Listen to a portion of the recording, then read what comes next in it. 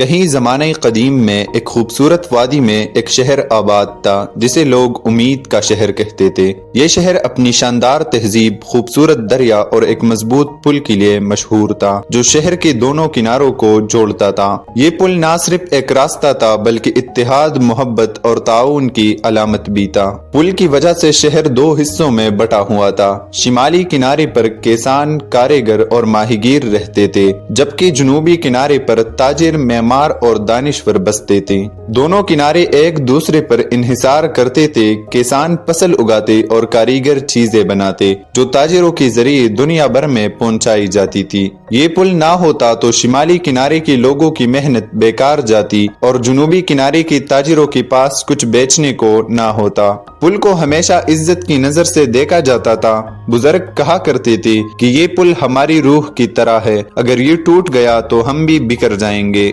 شہر کے لوگ وقت کے ساتھ ساتھ ترقی کرتے گئے، لیکن دولت اور خوشحالی کے ساتھ غرور اور خود غرضی بھی بڑھنے لگی۔ شمالی کنارے کے کسانوں کا خیال تھا کہ ان کی زمین زرخیز ہے اور انہیں تاجروں کی ضرورت نہیں۔ دوسری طرف جنوبی کنارے کے تاجروں نے کہا کہ ہم دولت مند ہیں، ہمیں کسانوں کی ضرورت نہیں ہے۔ یہ اختلافات آہستہ آہستہ بڑھنے لگے۔ پہلے لوگوں نے پل کی صفائی چھوڑ دی، پھر اس کی مرمت کرنا بھی بند کر دیا۔ پل جو کبھی مضبوط ہوا کرتا تھا اب ٹوٹ پوٹ کا شکار ہونے لگا۔ ایک دن قدرت نے اپنے غضب کا اظہار کیا، شدید بارش ہوئی اور دریا میں طوفانی آ گئی۔ لوگوں نے دیکھا کہ پل کی بنیادیں ہلنے لگی ہے، لیکن دونوں کنارے کے لوگ اپنی ضد میں مبتلا تھے۔ کوئی بھی مرمت کے لیے آگے نہ بڑھا۔ آخر کار ایک زوردار دھماکے کے ساتھ پل گر گیا اور شہر کے دونوں کنارے الگ ہو گئے۔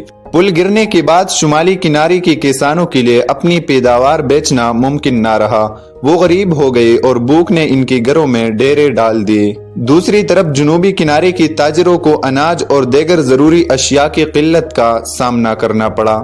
شہر کی گلیاں ویران ہو گئی۔ جہاں پہلے قہقہے گونجتے تھے وہاں اب خاموشی چھا گئی تھی۔ لوگ اپنی ماضی کو یاد کر کے افسوس کرتے تھے، لیکن اپنی انا کی وجہ سے ایک دوسرے سے بات کرنے کو تیار نہ تھے۔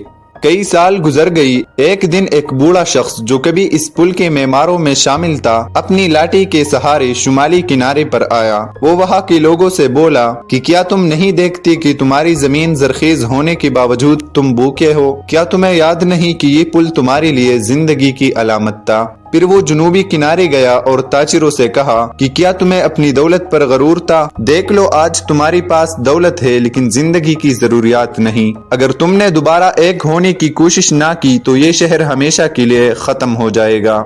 بوڑھے شخص کے بات نے لوگوں کو جھنجھوڑ کر رکھ دیا۔ شمالی کنارے کے نوجوانوں نے کہا کہ ہم پل دوبارہ بنائیں گے، چاہے ہمیں اپنی آخری سانس سے قربان کرنی پڑے۔ جنوبی کنارے کے تاجروں نے بھی اناج اور سامان فراہم کرنے کا وعدہ کیا۔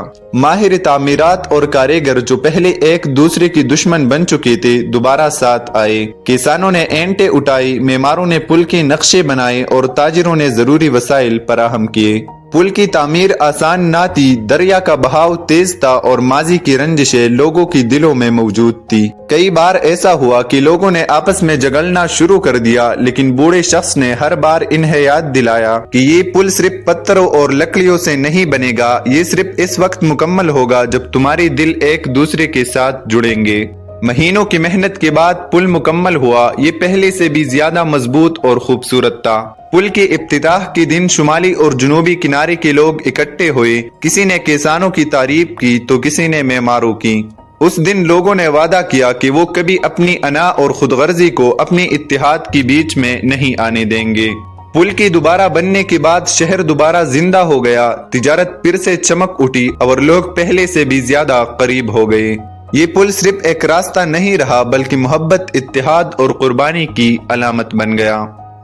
دوستو، یہ کہانی ہمیں سکھاتی ہے کہ انسانیت کے پل خود غرضی اور اختلافات سے نہیں بلکہ اتحاد اور محبت سے بنتے ہیں۔ معاشرتی ترقی کے لیے ضروری ہے کہ لوگ اپنی اختلافات بھول کر ایک دوسرے کے ساتھ کھڑے ہو جائیں۔